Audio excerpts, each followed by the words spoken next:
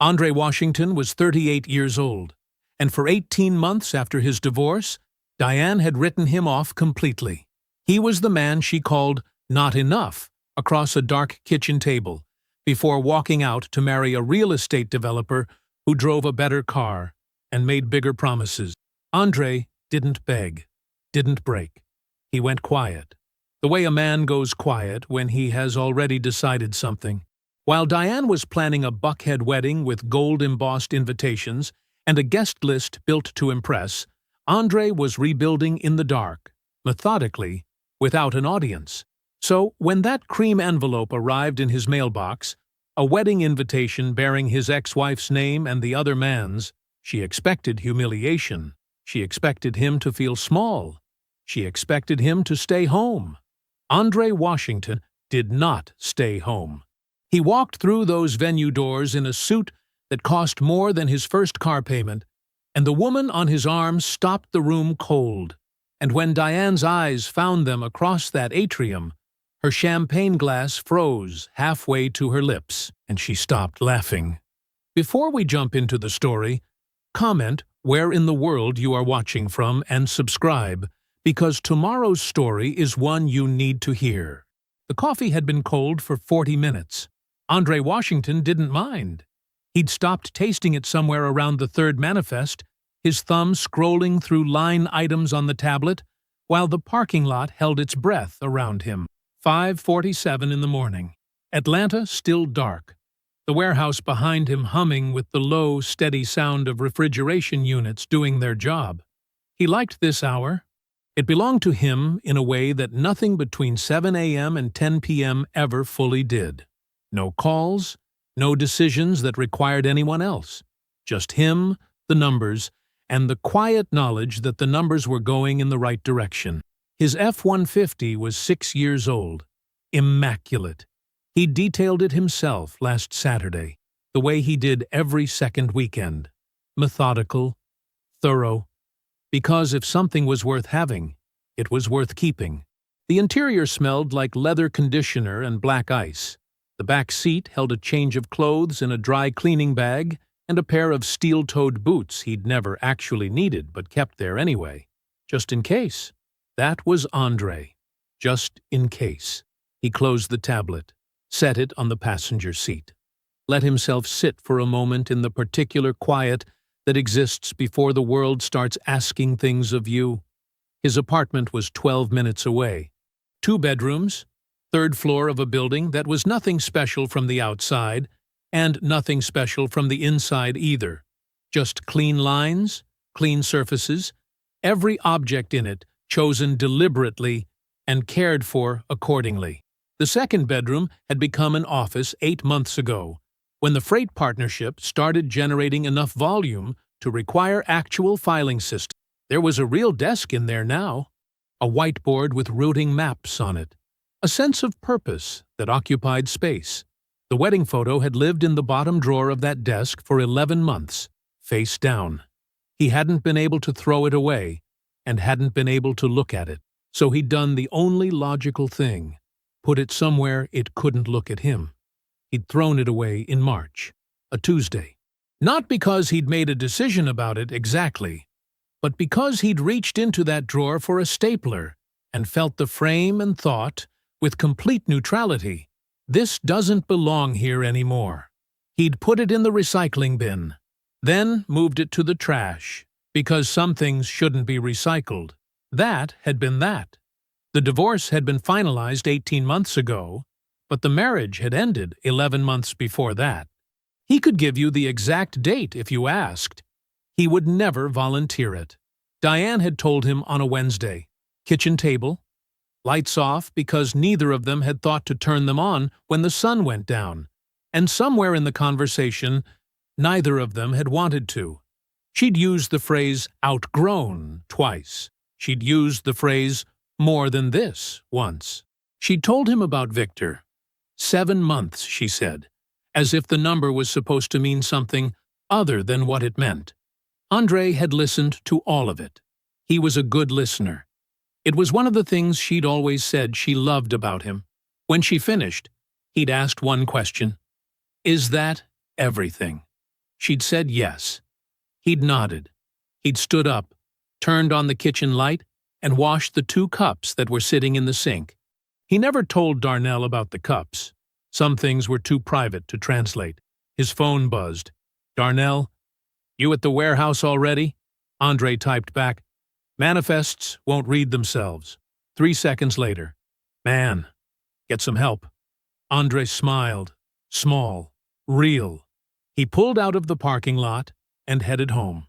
Darnell Washington was 3 years older, 4 inches taller, and constitutionally incapable of letting anything go unaddressed. Former Marine. Currently working property acquisitions for a mid-size county office, and using the access that came with that job in ways that were entirely legal and occasionally very useful. He'd watched the divorce happen from 3 miles away and 2 phone calls a week, and he'd said very little throughout because he understood instinctively that Andre didn't need commentary. He needed time. He'd gotten his time. Now there was a freight company. Now there was a second bedroom that looked like something. Now there was an account balance that no longer made Andre's chest tighten when he checked it. The building wasn't the same one he'd shared with Diane. He'd moved 14 months ago. He'd kept the furniture she didn't want and replaced everything she'd taken, piece by piece, until the apartment felt like a place he'd chosen rather than a place he'd been left in. That distinction mattered to him more than he could easily explain. He parked, took the cold coffee with him because he didn't waste things, checked the freight update on his phone on the way through the lobby, stopped at the bank of silver mailboxes by the elevator. His key, his box. Routine.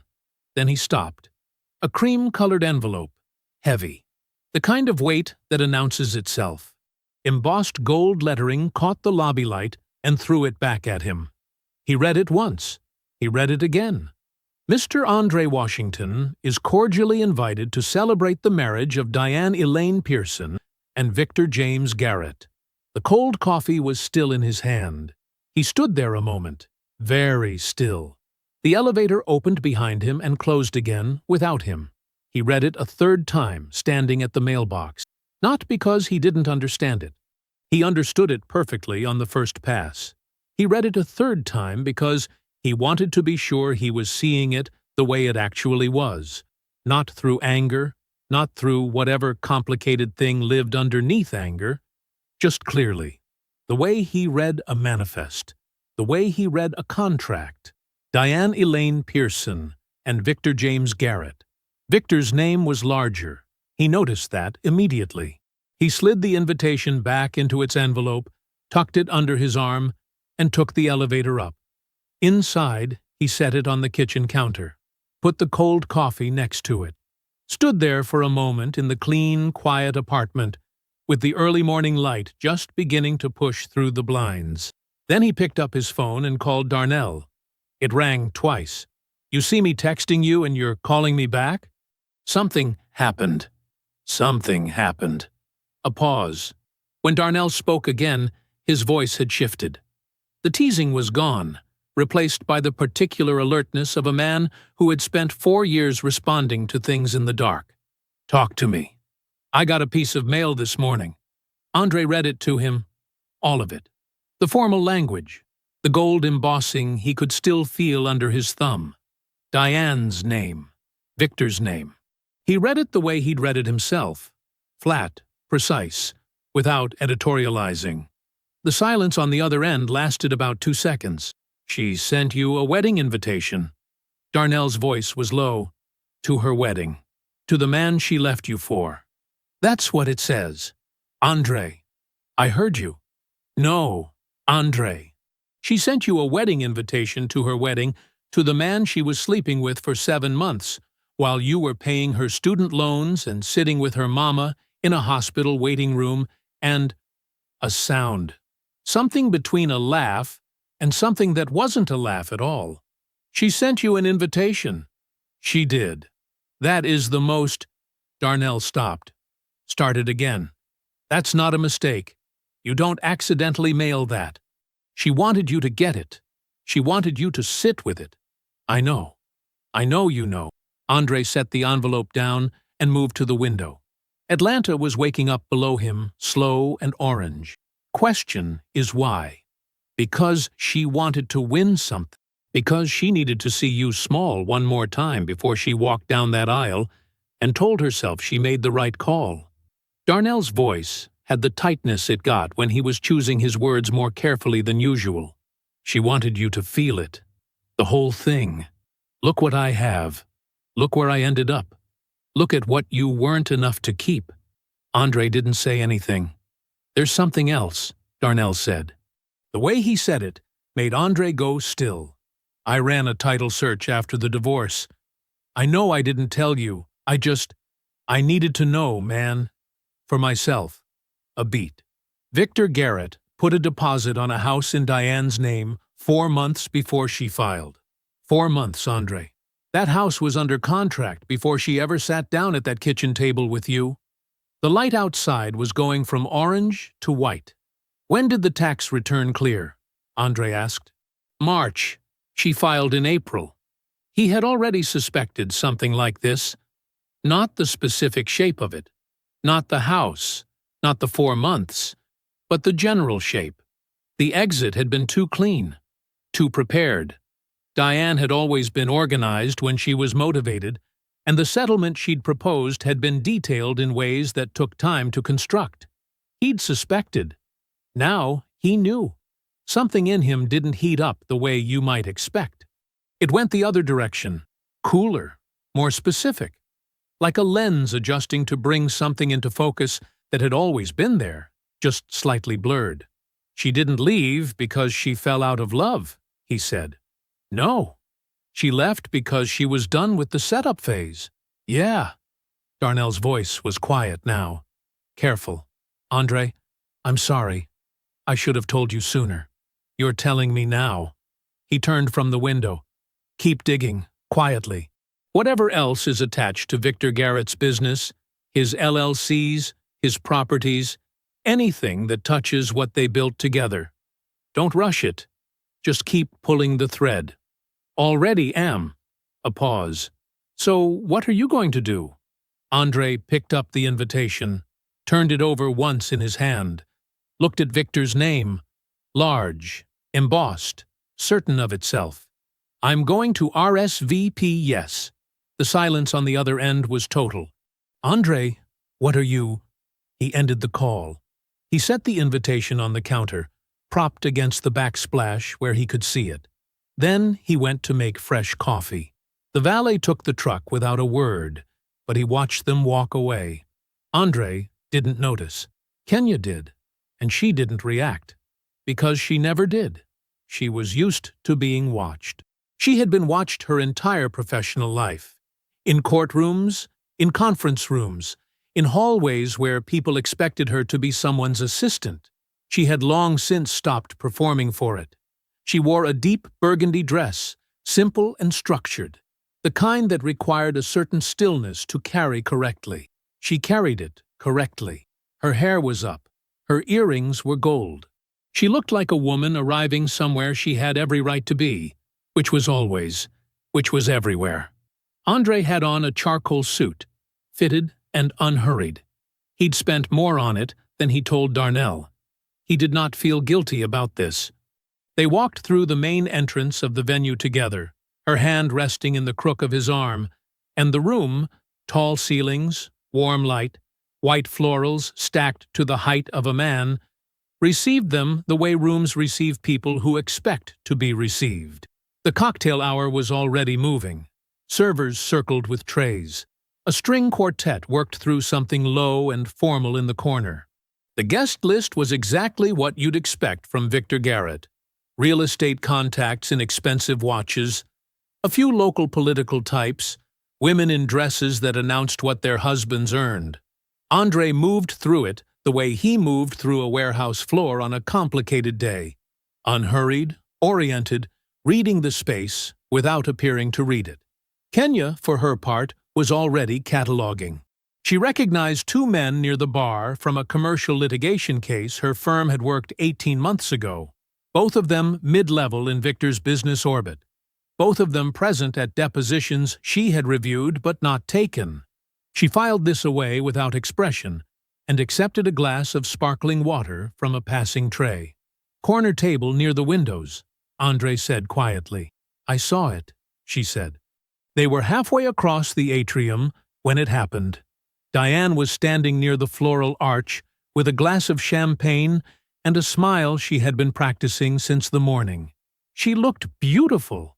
She had planned to look beautiful. The dress was ivory and structured, and Victor had told her twice that she looked perfect, and she had smiled at him the way you smile when the thing you wanted has finally arrived.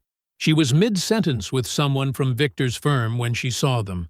The champagne glass stopped, not lowered, stopped, held at the height of her lips, suspended, like a film frame catching on something and refusing to advance.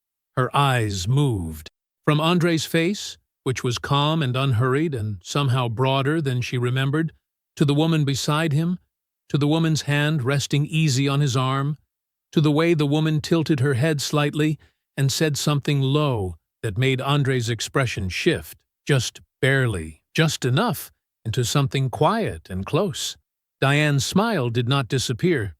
Smiles like hers were too practiced for that.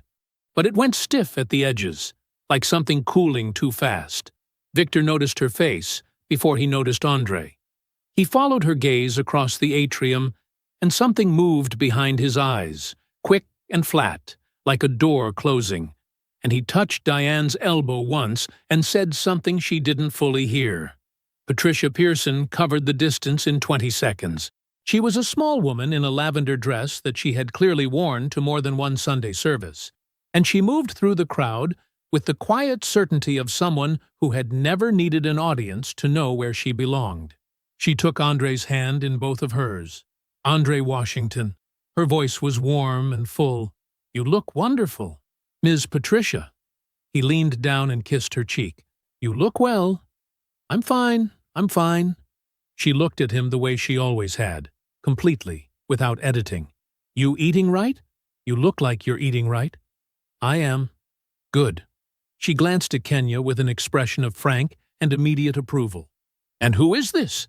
The introduction was made. Patricia held Kenya's hand a beat longer than necessary and said, with great sincerity, "It is so nice to meet you, sweetheart." Then she looked back at Andre and said again, unprompted, "You look wonderful."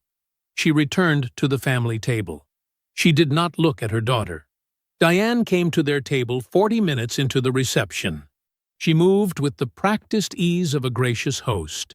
Light smile, shoulders back, the performance of someone doing a kind and generous thing. She stopped at their table and said warmly, "I'm so glad you could make it. I really am. I always wanted good things for you, Andre." Andre looked at her for a moment. Then he smiled. Easy, unrevealing. "I know you did, Diane." Kenya set down her glass. Her voice was pleasant and entirely conversational. "Victor's worked with Caldwell Partners, hasn't he? I handled some documents adjacent to the Meridian filing. Small world." She said it lightly. Just making talk. Victor had appeared at Diane's shoulder in time to catch the last sentence. The name landed on his face like a stone hitting still water. Diane looked between them, smiling, understanding nothing. Victor understood everything. The bathroom was off a marble hallway past the main bar. Diane stood at the sink with both hands gripping the cold stone edge, looking at her own reflection under the warm, flattering light. She told herself it didn't matter. The woman was beautiful, but so was she. Andre looked good, but she'd expected that. He always cleaned up well. That wasn't news. She told herself this clearly, to her own reflection, in the voice she used when she needed to believe something quickly. The reflection looked back at her and didn't say a word. The city was quiet at that hour. Andre drove with one hand on the wheel and the coffee he'd grabbed from a gas station sitting in the cup holder, going cold the same way the one from the morning before had. Some habits were just geography. Something about being behind the wheel made him forget to drink it. Kenya had her shoes off, and her feet tucked sideways in the passenger seat. Not sloppy, just comfortable. The dress was still perfect. She looked like someone who had worked a long day and earned the right to take her shoes off. Neither of them spoke for the first several minutes. This was not uncomfortable. They had learned quickly, the two of them, that silence between people who are paying attention is not empty. Kenya went first. "The two men near the bar," she said. "During cocktails. I saw you clock them. Burwell and a man named Tate. Both of them showed up in documents I reviewed last year. Meridian filing, falsified property valuations in Fulton County. They weren't principals, but they were adjacent." She looked out the window. "Victor's adjacent to the same thing." Andre said nothing for a moment. The highway was mostly empty. The Atlanta skyline sat low and orange behind them in the side mirror. "How close?" he asked. "Close enough that I noticed." She turned to look at him. "I can't do anything with it professionally. That's not me being careful. That's the actual rule. I won't compromise my license for this. I know that. But I know someone at the Georgia Real Estate Commission." She said it the same way she said everything. Level, direct, without drama. "She's thorough, and she doesn't forget names. I can make an introduction. What you do with it after that is your business." Andre nodded. "That's enough." He meant it. Kenya heard that he meant it, which was the part that mattered. His phone buzzed on the dash as he was pulling onto her street. Darnell. He let it ring twice, then answered on speaker. "Where are you?" Darnell said. "Dropping Kenya home." "What happened?" "Victor happened." Darnell's voice had the particular quality it got when he was controlling something. "He's been making calls, asking around about Kenya, who she is, which firm, how long she and you have been. You know, he wants to know what she knows." The car was quiet for a beat. "He's fast," Kenya said. "He's scared," Darnell said. "Scared men move fast." Andre looked at the road. "How far did he get?" "Not far. Nobody in her circle talks to people like Victor without a reason to, and he doesn't have one." A pause. "But he's digging. That means he's already thinking about damage control." Andre thanked him and ended the call. He pulled to the curb in front of Kenya's building. Clean brick, good street, the kind of address that said its owner had made precise choices. He put the truck in park. Kenya gathered her shoes from the floor and held them in one hand. She didn't rush. "He's going to come at you before he comes at me," she said. "I know." "Good." She reached for the door handle, then stopped. She looked at him with the same directness she used in every room. "You doing all right?" Andre considered the question. Not the surface of it, but the inside of it, which was what she was actually asking. "Yeah," he said. "I am." She nodded once, like she believed him, and got out of the car. Darnell was already at the apartment when Andre got home. He had let himself in with the spare key he'd had for 2 years and helped himself to the last of the coffee. There were folders on the kitchen table. Not many. Darnell was not a man who padded a presentation. But what was there was exact. "Sit down," Darnell said. Andre sat. Darnell walked him through it without editorializing, the way he'd learned to do. Just the facts, laid out clean, in order. 4 of Victor's LLCs, registered over 6 years. Capital borrowed against properties at valuations that did not match market records. A pattern of transfers, assets moved between the LLCs in a rotation that made the balance sheets look healthier than they were. 2 properties currently in Diane's name that carried debt structures she almost certainly did not understand. "When did the borrowing start accelerating?" Andre asked. Darnell pointed to a date on the timeline. "About 3 years ago, right around when Victor started courting Diane." Andre looked at the shape of it, the whole shape, laid out across his kitchen table under the overhead light. Numbers and dates and entity names that told a story about a man who had been building a house of credit on a foundation that was never as solid as he made it look. He looked at it for a long time. Then he looked at Darnell. "Keep going," he said quietly. There's more. 3 days passed. Andre worked them the way he worked every day. Early mornings, freight manifests, calls with carriers. A long Tuesday afternoon fixing a routing problem that had been bleeding money from the Eastern Run for 6 weeks. He found the fix. He wrote it up. He moved on. He did not think about Victor Garrett while he was working. He had learned a long time ago that a problem you can't act on yet is best left in a drawer. Take it out when you're ready. Not before. On Thursday evening, Darnell knocked twice and let himself in.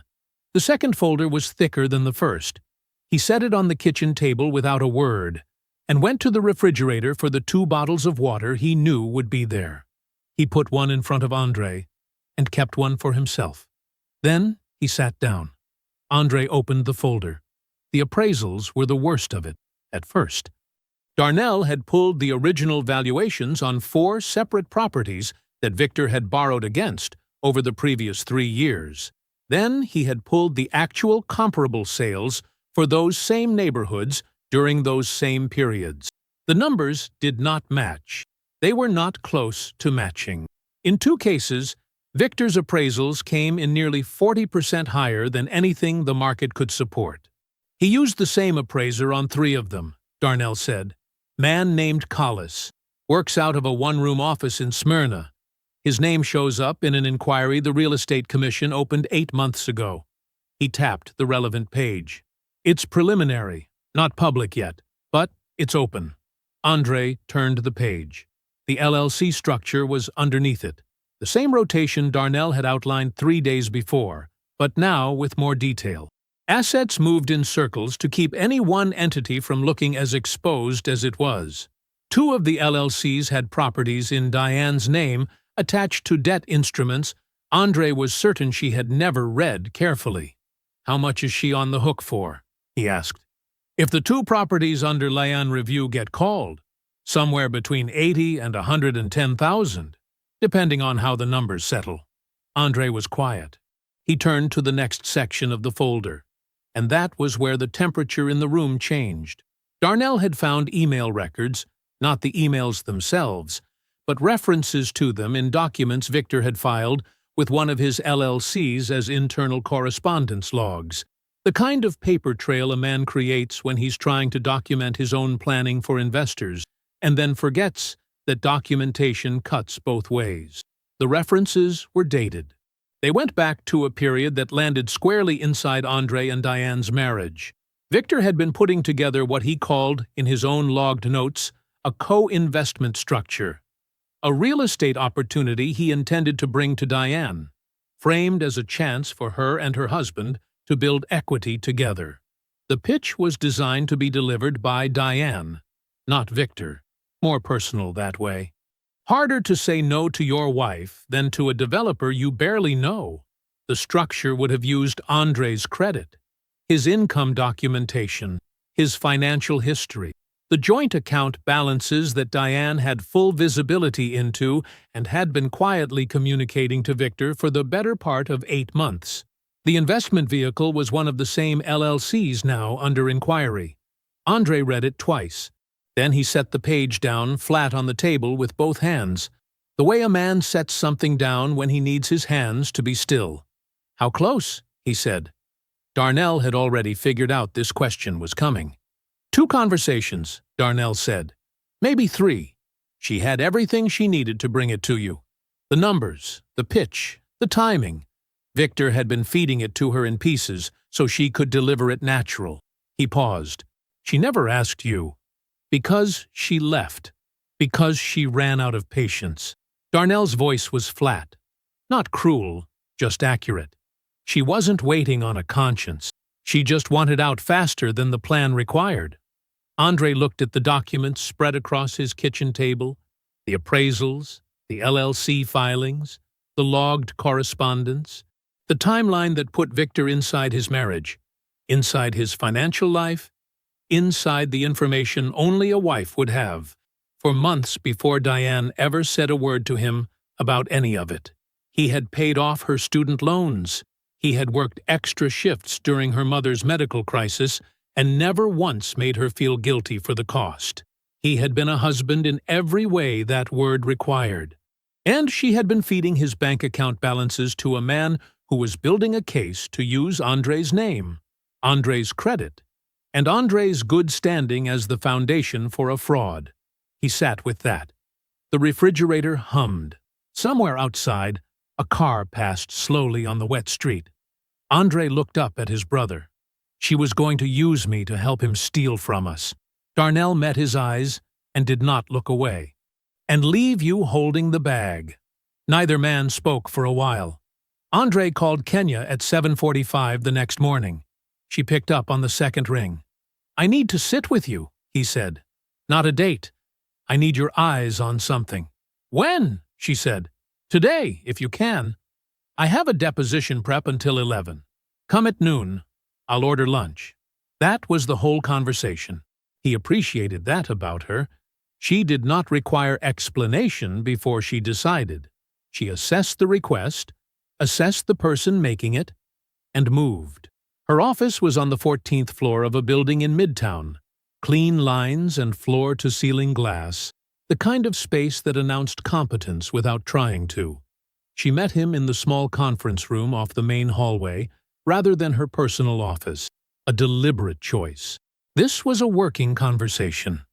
He set Darnell's folder on the table. She opened it and read without speaking.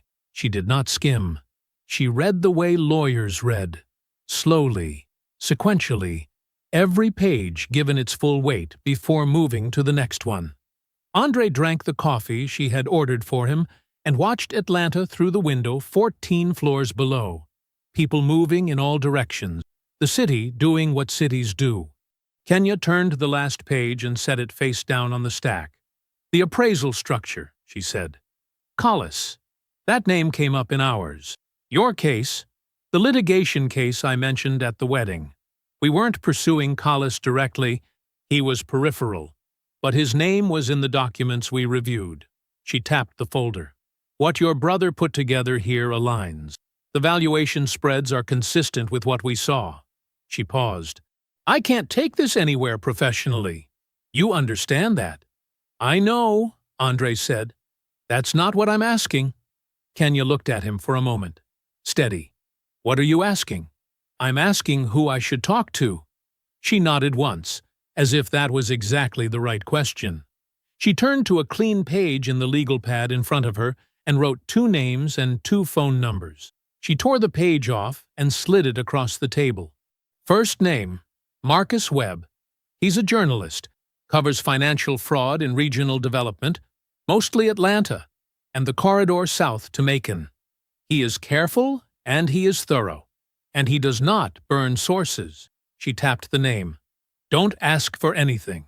Don't want credit. Just put the documents in front of him and let him work. Andre looked at the name. He did not write anything down. Second name, Renata Cross. She was 2 years ahead of me at Emory. She's been inside the Real Estate Commission for the past 4 years. The inquiry into Collis, she may already know more than what's on record publicly. Kenya met his eyes. You can provide her with whatever Darnell compiled through public channels. Property records, LLC filings, anything that already exists in the public record. You are not a witness. You are not a complainant. You are a citizen providing supporting documentation. That's all? That is everything, she said. She did not offer anything further, and he did not ask her to. She had opened 2 doors. What happened past those doors was his to manage. He contacted Marcus Webb that afternoon. A short email, factual and without drama, with a document file attached. He included no cover letter. His name was at the bottom.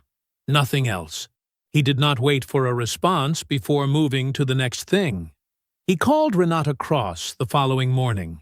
She was professional and unhurried, the kind of person who had heard a great many things and calibrated accordingly. He described what Darnell had found and how he had found it. Public channels, title searches, LLC filings, the logged correspondence references. He offered to send the compiled records in a single organized file. Send it to the address I'm about to give you, she said. not my commission email. He understood. He sent it within the hour. 3 days after that, his phone rang with a number he didn't recognize. He let it go to voicemail. The message was from a man named Todd Briggs, a name that meant nothing to Andre until he described himself as a professional associate of Victor Garrett's, reaching out on Victor's behalf to request a brief and informal sit-down. A business conversation, Briggs called it, a chance for two men to talk directly. Andre played the message twice. Then he called Darnell. "Victor wants a meeting," he said. Darnell was quiet for exactly 1 second. He's scared. "Yes. You going?" I already told his man yes. Darnell exhaled through his nose. Andre could picture him, sitting forward, jaw set, every instinct pushing toward something faster and louder than what Andre was going to ask of him. "Tell me the time and place," Darnell said. Andre told him. Then he said, "I need you close, not visible." Darnell nodded once. The restaurant was the kind of place that didn't need a sign you could read from the street. Small, private. A dozen tables at most, each one separated by enough space to have a conversation that stayed at your table. Victor had chosen it. That told Andre something. The man wanted walls around this, wanted it contained, wanted no witnesses who weren't already bought with a $100 entree. Andre arrived 12 minutes early. He took the table in the back corner, the one with sightlines to the door, and ordered water. The server offered the menu. He declined. He set nothing on the table. He folded his hands, and he waited. Victor came through the door at 2 minutes past the hour. He was dressed well. Charcoal suit, open collar, no tie, the studied casualness of a man who wanted to look like money without looking like he was trying. His shoes were expensive. His watch was louder than his voice. He scanned the room once and found Andre without difficulty, and the smile that crossed his face was broad and social and did not touch his eyes at all. He crossed the room like he owned it. "Andre." He extended his hand. "Good of you to come." Andre shook it. "Sit down, Victor." Victor sat. He ordered sparkling water from the server without looking at the menu, the move of someone performing comfort. He straightened his jacket. He glanced around the room once more. Habit, or instinct, or both. Then he started talking. He talked for a while. Andre let him. Victor spoke about transition. How strange it was. Two men connected through the same woman, both of them moving forward now, both of them with a lot to protect. He spoke about discretion and what it meant to handle things between professionals rather than letting outside parties make things complicated for everyone. He mentioned moving forward cleanly twice. He referenced mutual benefit once, lightly, like a man testing the temperature of water before stepping in. Andre watched him. He did not nod. He did not lean in. He held his water glass and let Victor's words fill the space between them and settle there, unmet. Victor paused. He was waiting for something. A signal. A softening. Some indication that the door he was standing in front of was about to open.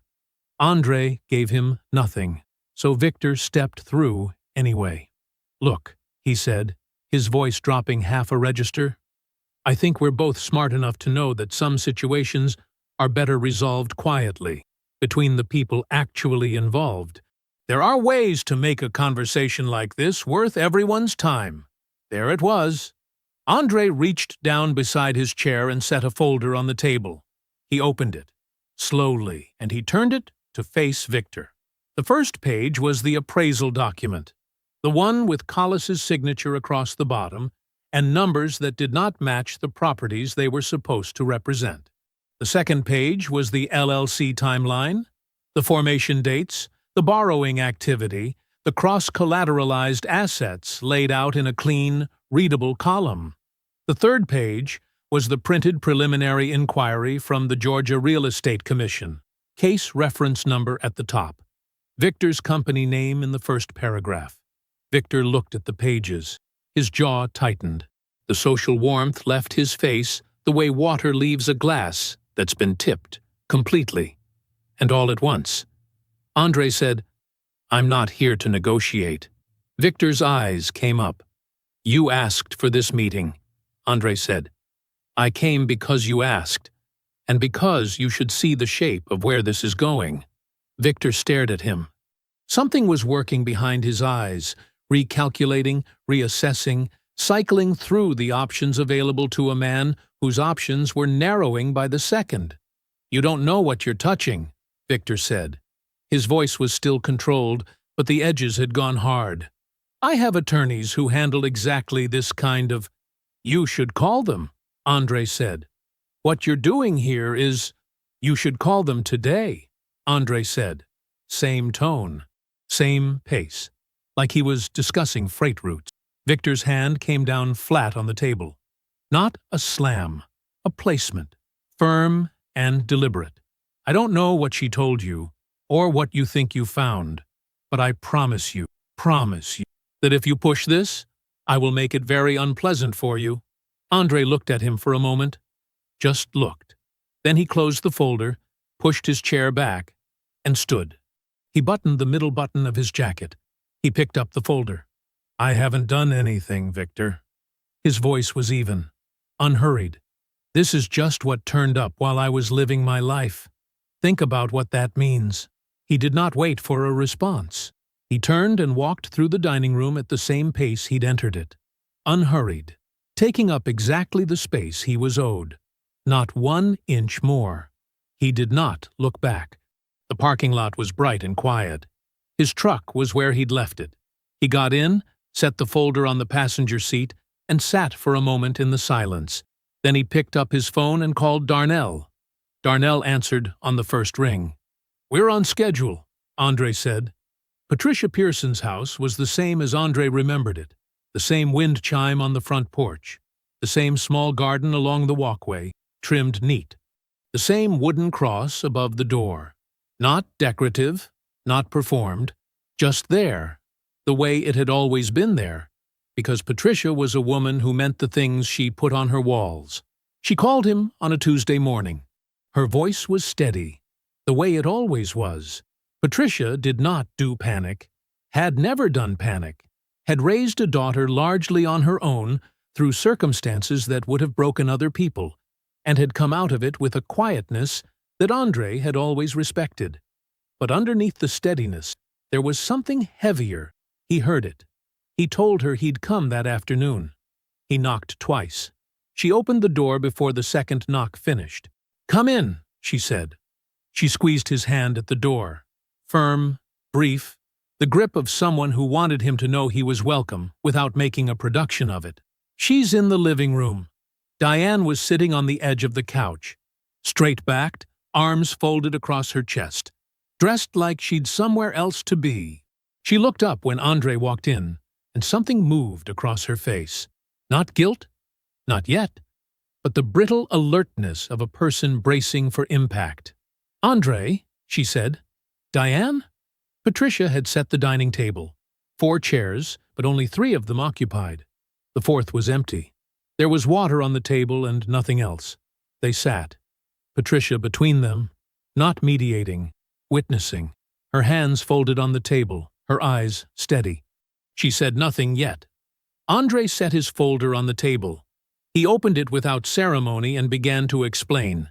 He did not raise his voice. He did not editorialize. He laid it out the way he would have laid out a freight manifest, factually, in sequence, with each piece sitting in its proper place. Victor's LLCs, the borrowed money behind the borrowed money, the falsified appraisals, the preliminary commission inquiry that would become a public commission inquiry in a matter of weeks. Then he turned to the liability transfer documents, the ones Patricia had recognized. He explained in plain and careful language what they would have meant for Diane if she'd signed them, that her name, attached to those entities, would have made her a financial target when the whole structure came down. Not a partner, a shield. Diane listened. Her arms stayed folded for the first few minutes. Then, somewhere around the middle of it, her hands came apart and settled in her lap. I didn't know it was that bad, she said. I know, Andre said. I knew he had. I knew there were some things, some restructuring. He said it was just Diane. His voice was not unkind. I'm not asking you to explain it to me. She stopped. She looked at the documents. Her jaw was tight. Andre turned to the last page of the folder. This is what I nearly signed, he said. Victor was positioning me as the co-investor during the marriage. Your job was to bring it to me at the right moment. If I'd signed it, when all of this came apart, my name would have been attached to fraudulent assets. My credit, my business, everything I built. Diane's eyes came up. They were glassy, but she was holding herself together. Barely. You didn't know that part, Andre said. It wasn't a question. She shook her head. No. Patricia, who had been silent through all of it, looked at her daughter. When she spoke, her voice was quiet, but it had the weight of something that had been waiting a long time to be said. I told you who that man was, she said. You wanted what he looked like. Diane said nothing. There was nothing to say. The words landed and stayed. Andre closed the folder. He slid it across the table toward Diane. These are copies. Everything you need to show your attorney. If you walk into that meeting with this, he cannot transfer that liability to you. You'll be ahead of it. Diane looked at the folder. Why are you giving me this? Andre was quiet for a moment. Because I'm able to, he said, and because it's the right thing to do. He did not dress it up. He did not add anything to it. He pushed his chair back and stood. He picked up his jacket from the back of the chair. Patricia rose with him, a small, dignified movement, and walked him toward the front door without being asked. Behind him, he heard Diane say his name. He stopped. He did not turn around yet. I'm sorry, Andre. He stood still for a moment. The wind chime moved on the porch outside. Through the small window beside the door, the afternoon light was flat and pale and honest. I know, he said. He looked at Patricia once, briefly. She gave him one slow nod. Then he opened the door, stepped through it, and pulled it closed behind him. He did not look back. The article ran on a Thursday morning. Andre saw it before most people did. He was in the warehouse parking lot. Same spot as always, coffee going cold, tablet lit up in the gray early light. When the notification came through from the business journal. He'd set the alert weeks ago. He'd known it was coming. But there was still something about seeing Victor Garrett's name in print, surrounded by words like investigation and commission inquiry and undisclosed liabilities, that made him sit with it for a moment before moving on. He read it once. Then he set the tablet down and drank his coffee. It moved fast after that, faster than even Andre expected. By Friday, the first LLC was dissolved. A holding company called Garrett Development Partners II, which existed mostly as a vessel for borrowed money shuffled between accounts. By the following Tuesday, a second one followed. 3 properties entered lien review simultaneously, flagged by the Commission's investigative office. The Atlanta Business Journal ran a follow-up. This time the article was longer. The language was less careful. The business associates who had attended the wedding, the ones who'd smiled wide for photographs at the reception and clinked glasses with Victor like men who expected to be standing next to something successful, began their distancing quietly and quickly. A press release here, a statement through a spokesperson there. The language was always the same. No ongoing business relationship, no formal partnership. Wishing all parties well. Professional disappearing acts, performed without apology. Victor's name, which had traveled well in certain Atlanta circles for years. Dinner invitations, charitable galas, the kind of events where proximity to the right people was its own currency, went silent in those circles almost overnight. Not dramatically. That was the thing about the way these worlds worked. There was no announcement, no confrontation. People simply stopped mentioning his name, stopped returning the calls, stopped setting a place at the table. The absence spoke for itself. Diane did what she needed to do.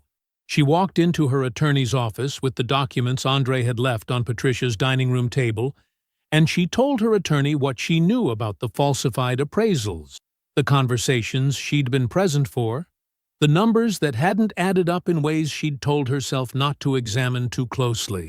She was not brave about it. She was not noble. She was a woman protecting herself with information she had been given by someone who owed her nothing, and she knew the difference. Her attorney filed the paperwork. Diane's name was removed from the liability transfer before it could be recorded. The commission's investigation picked up a new thread. She did not call Andre. Patricia did briefly, just to let him know the paperwork had gone through. She handled it, Patricia said. That was all. Good, Andre said. That was all. The separation filing came through 2 weeks after the article. The marriage, which had lasted 4 months from ceremony to legal end, concluded with less noise than it had begun with. The Buckhead venue, the embossed invitations, the champagne towers and the Instagram captions, and the performance of a life that had arrived somewhere, all of it folded back into itself like a stage set after the audience had gone home. Diane moved into a smaller apartment on the other side of the city. Andre knew this because Darnell told him, and Darnell told him because Darnell kept track of things.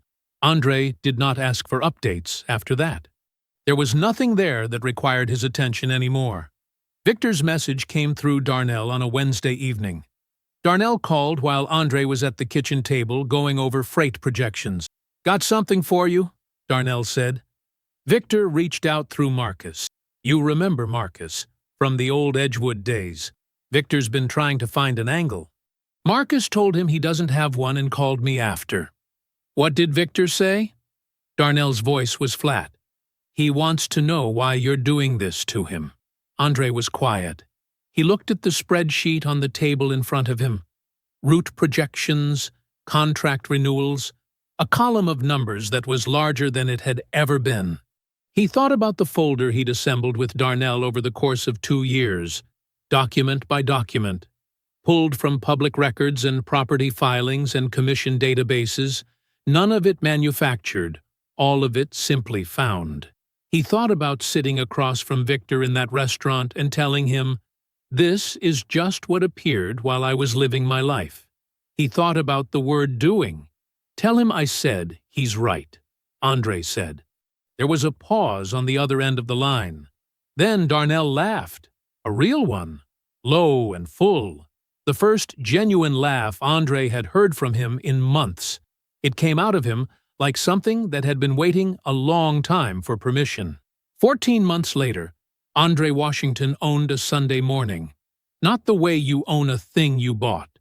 The way you own a thing you earned, quietly, completely, without needing to explain it to anyone.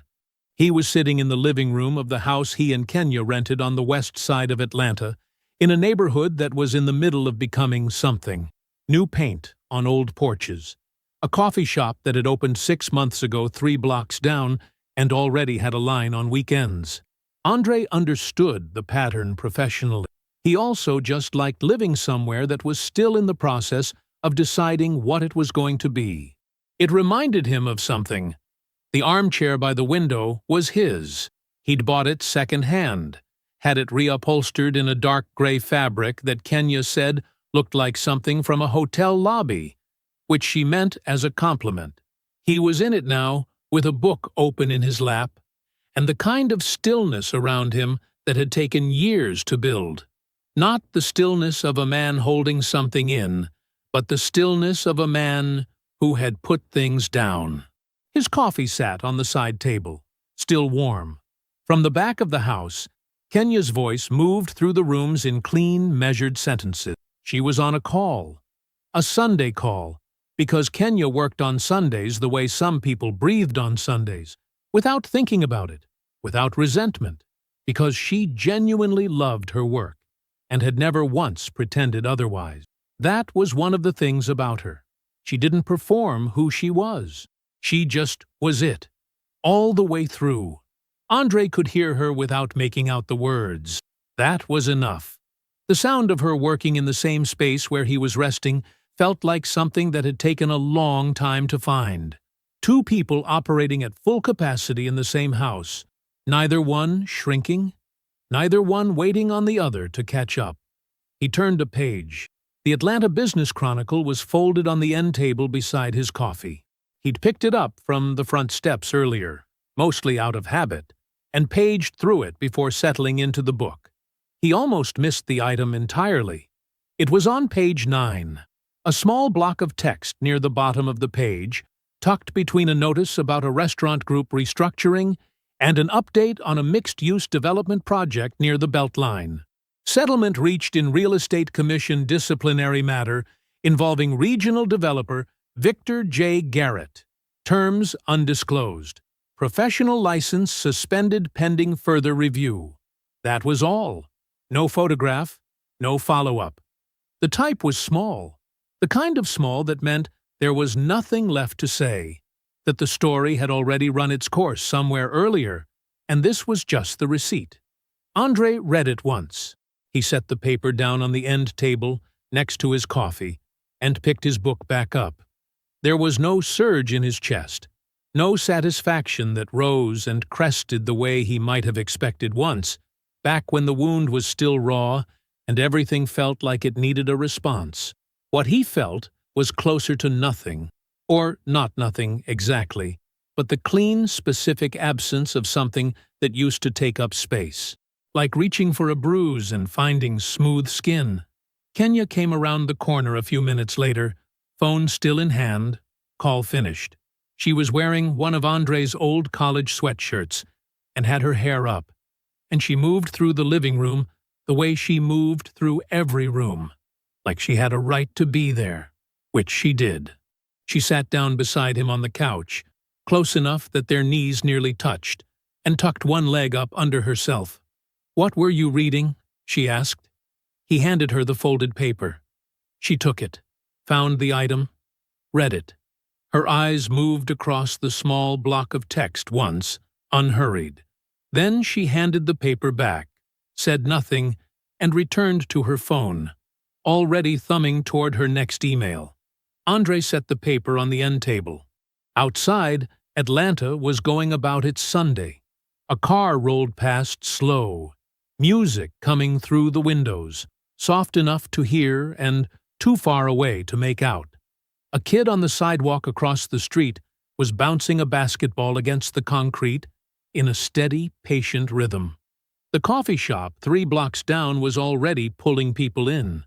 The neighborhood was doing what it did, becoming, slowly and without ceremony, the thing it was always going to be.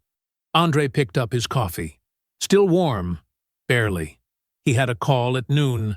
A contract renewal with a logistics partner out of Savannah that Darnell had been working for 3 months. The kind of number that, 2 years ago, would have taken his breath away, and now just meant there was more work to do, which was exactly the right kind of problem to have. He looked out the window for a moment, not at anything specific, just out. Then he smiled, not at what had fallen, but at what he had built, and at the fact that he was still building it, and at the particular quiet of a Sunday morning that belonged entirely to him. He picked up his phone and dialed in. I hope you enjoyed that one. Be sure to like the video and subscribe so you don't miss the next story. I've picked out 2 more for you that I think you'll really like.